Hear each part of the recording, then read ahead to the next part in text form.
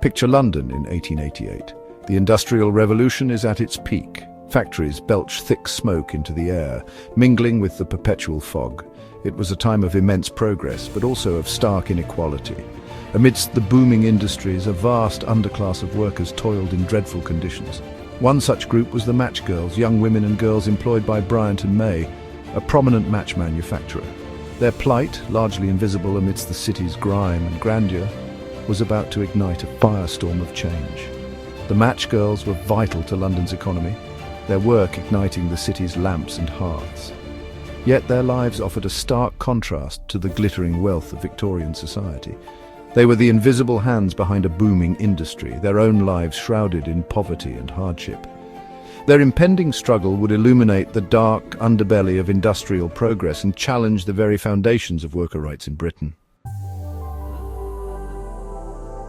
The Bryant and May factory, a behemoth of brick and iron, stood in stark contrast to the elegant homes of London's elite. Inside its walls, hundreds of young women, some as young as 13, worked grueling hours. Their days were filled with the repetitive, monotonous task of dipping matchsticks into dangerous chemicals. The air hung thick with the fumes of phosphorus, a substance known to cause a horrific condition called phossy jaw. This industrial disease ate away at the jawbone, causing agonizing pain and disfigurement. The match girls lived in constant fear of this debilitating illness, their meager wages offering little comfort or escape. Beyond the physical dangers, the factory owners enforced harsh fines for minor infractions, further diminishing their already paltry wages. In the stifling, oppressive atmosphere of the factory, resentment simmered, ready to boil over.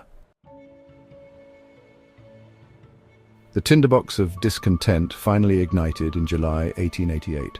Annie Besant, a social reformer and journalist, published an exposé in her newspaper, The Link, revealing the appalling conditions at Bryant and May.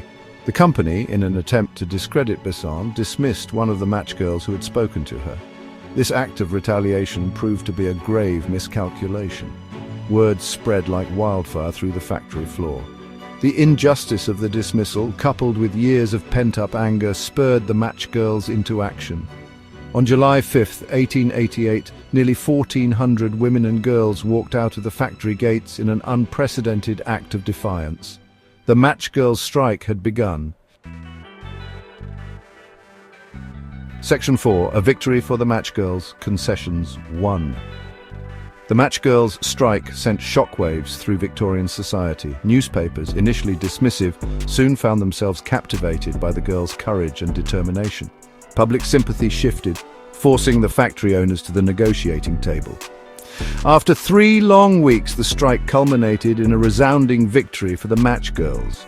Bryant and May agreed to reinstate the dismissed worker and abolish the hated fines system.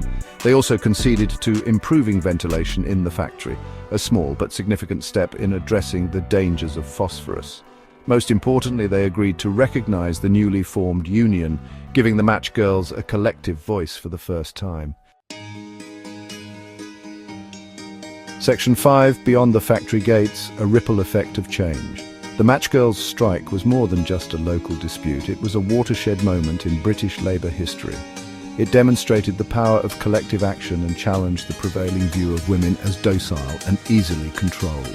The strike garnered widespread support, with donations pouring in from trade unions and individuals across the country. Annie Besant, using her platform to amplify the girls' voices, played a pivotal role in garnering public support and ensuring fair negotiations. The strike's success inspired other marginalized workers to fight for their own rights. It breathed new life into the burgeoning trade union movement, paving the way for improved working conditions and fairer treatment of workers across Britain.